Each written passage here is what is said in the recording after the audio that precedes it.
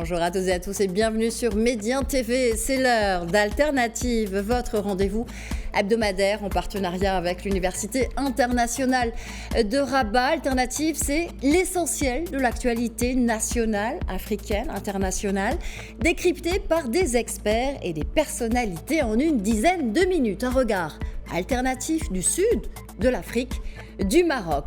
Jour J-1 pour la 28e conférence des partis sur le climat de l'ONU, la COP28 aux Émirats arabes unis. À l'ordre du jour, des défis devenus de plus en plus urgents pour les pays signataires de la Convention des Nations Unies sur les changements climatiques. Alors, outre le financement de l'adaptation et l'opérationnalisation du fameux fonds pour les pertes et dommages que nous avons abordé la semaine dernière, nous tenterons de voir aujourd'hui comment l'agenda climatique mondial s'aligne ou pas sur les priorités du Maroc et de l'Afrique. Et qu'en est-il du Maroc justement et de ses partenariats à l'international en matière de lutte contre le changement climatique et ses effets? Quel rôle jouent ces collaborations dans ce contexte de la COP28 avec l'impact sur la compréhension des enjeux sud-nord, nord-sud, sud-sud? On en parle avec Anes Felhi qui est directeur régional pour l'Afrique du Nord et de l'Ouest au sein de la fondation CLIC au Maroc. Bonjour à vous et bienvenue dans Alternative. Bonjour Nadia Pacro. Alors pour commencer, je vous propose de revenir rapidement sur la mission de la fondation CLIC, d'abord au Maroc, avant de s'intéresser à la manière dont l'agenda climatique mondial s'aligne justement sur les priorités du Maroc et de l'Afrique. Ce sera d'ailleurs aussi l'occasion de comprendre le rôle majeur que jouent les collaborations internationales dans ces réalisations des objectifs climatiques. En particulier, vous allez nous le dire, dans le cadre de l'accord de Paris. Merci beaucoup. Effectivement, la fondation CLIC est tout fraîchement implantée au Maroc. Donc, on a une implantation qui date maintenant d'il y a 3 mois avec ma prise de poste effective il y a 3 mois. La fondation CLIC, qu'est-ce que c'est exactement? C'est une fondation suisse qui a été créée en 2012 par l'Union pétrolière suisse. Ça peut effectivement paraître étonnant à premier abord dit comme ça. Mais il y a plusieurs raisons derrière cela et la principale étant la mission de la fondation qui consiste à compenser une partie des émissions de CO2 du secteur suisse des transports. Donc on parle de baisser les émissions du secteur du transport suisse de 50% à l'horizon 2030 dans le cadre de la loi suisse sur le CO2 qui est donc une loi qui a été adoptée fin 2015. Comment est-ce une fondation comme la fondation CLIC participe justement à la lutte contre le changement climatique? Eh ben, nous faisons cela en réinvestissant les revenus générés par la vente d'hydrocarbures en Suisse, en les réinvestissant justement dans la décarbonation dans les pays du Sud global. Alors, juste pour vous donner une idée, chaque litre de carburant en Suisse qui est distribué va venir lever une sorte de cotisation pour la fondation CLIC à hauteur de 5 centimes par litre, ce qui nous fait un budget annuel d'à peu près 300 millions de dollars. Au 1er janvier 2024, cette contribution va être augmentée parce que l'ambition mondiale pour la décarbonation, elle aussi augmente au 1er janvier 2024. Et donc, cette contribution va passer de 5 centimes de francs suisses à 8 centimes de francs suisses. C'est là donc la grande nouveauté pour notre fondation pour l'année prochaine. Pourquoi est-ce qu'on vise spécifiquement la décarbonation? La décarbonation reste quand même la mesure clé pour la lutte contre le changement climatique, aux côtés bien sûr de l'adaptation au changement climatique. Quand on vise justement à atténuer les émissions produites par les activités économiques humaines et toutes sortes d'autres activités humaines qui ont un véritable impact sur l'accumulation des gaz à effet de serre dans l'atmosphère, la décarbonation, c'est la solution toute trouvée. Elle peut se produire à différents niveaux et dans divers secteurs. Ça peut notamment être dans le secteur de l'énergie, de l'industrie, des transports ou de l'agriculture. Et on peut retrouver dans les principales stratégies de décarbonation l'adoption de sources d'énergie renouvelables, l'amélioration de l'efficacité énergétique, le captage et le stockage du carbone, mais aussi la transition vers des moyens de production plus propres.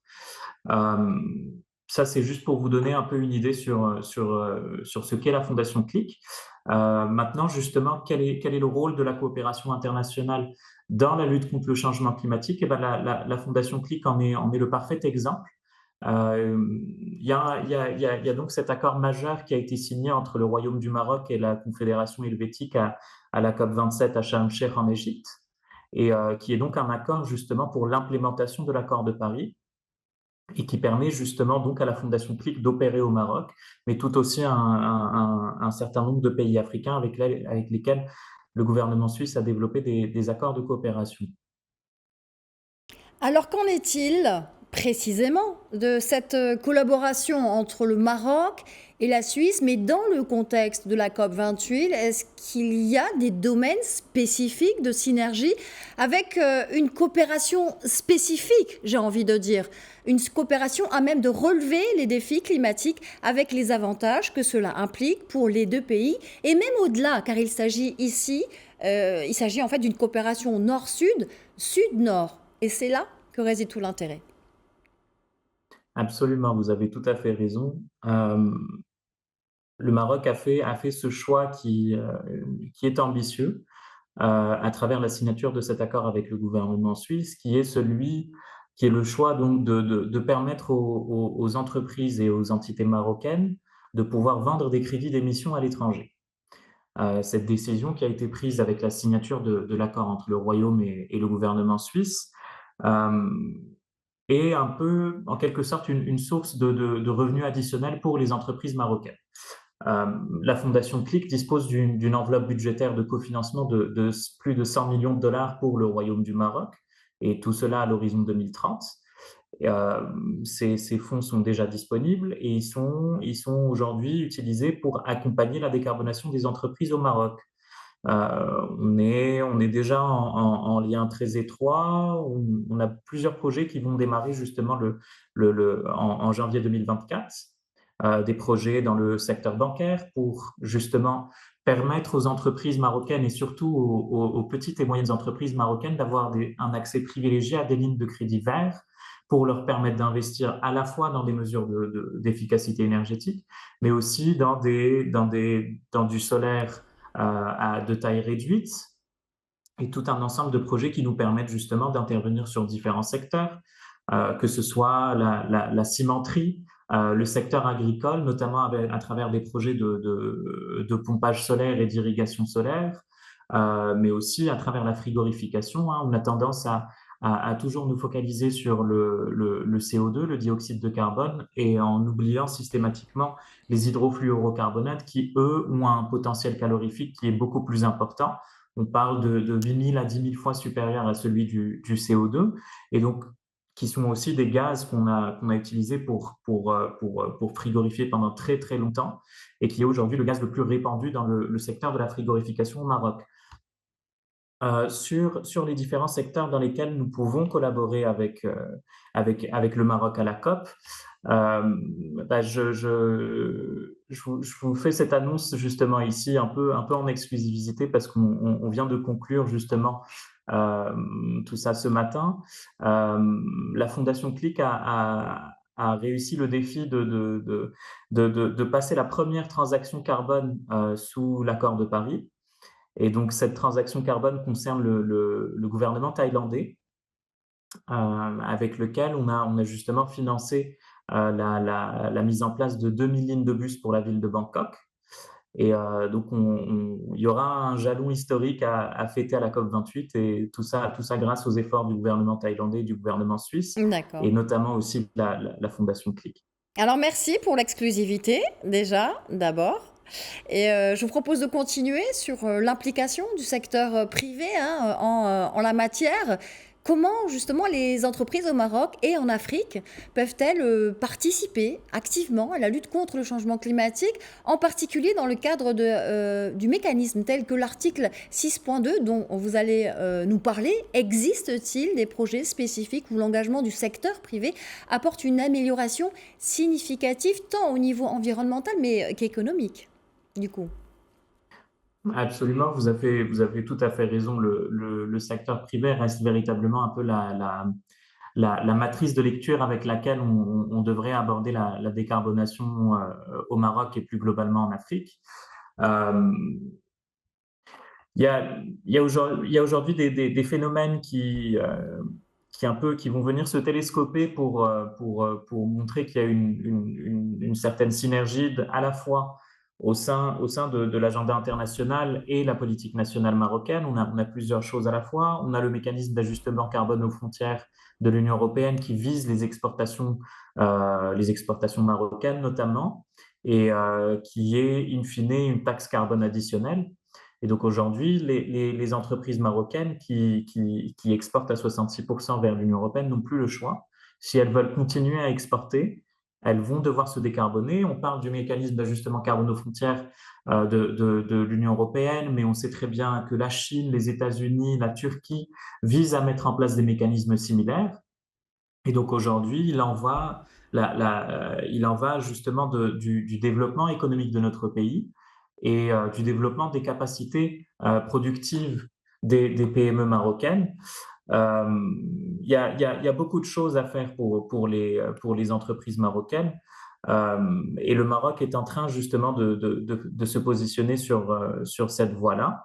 Euh, il y a des projets qui sont axés sur la transition énergétique et notamment sur la neutralité carbone représentent en fait des opportunités qui restent assez tangibles pour le secteur privé, notamment pour sa compétitivité à l'international. Et si vous le permettez, Nadia, il y a un point qui est justement souvent invisible dans les débats que l'on discute sur les énergies renouvelables, euh, c'est qu'elles ont au moins le mérite d'être locales. Et ça, justement, c'est quelque chose qu'on a tendance à oublier, surtout dans un contexte où la souveraineté énergétique est devenue un facteur clé du développement d'un pays. Et pour le Maroc, notamment, ça reste une question d'ordre crucial, à la fois pour son développement actuel et son développement futur, car constituer un socle solide de souveraineté énergétique, c'est justement le moyen de garantir un enjeu de survie pour notre pays, mais aussi pour nos entreprises nationales. Merci infiniment, Agnès Farhi, d'avoir été avec nous dans Alternative. Et ce sera effectivement le mot de la fin, hein, cette souveraineté énergétique à travers des débats aussi locaux. C'est effectivement une dimension que l'on n'aborde pas souvent. Donc avec cette transition et cette harmonisation qui est en marche, hein, entre, vous l'aviez dit, cette synergie de l'agenda à l'international et de la politique nationale marocaine. C'était très intéressant. Merci à vous. Je rappelle que vous êtes directeur régional pour l'Afrique du Nord et de l'Ouest au sein de la fondation CLIC au Maroc. Merci à vous. Merci à vous. Et merci également à vous. C'est la fin d'Alternative. À la semaine prochaine.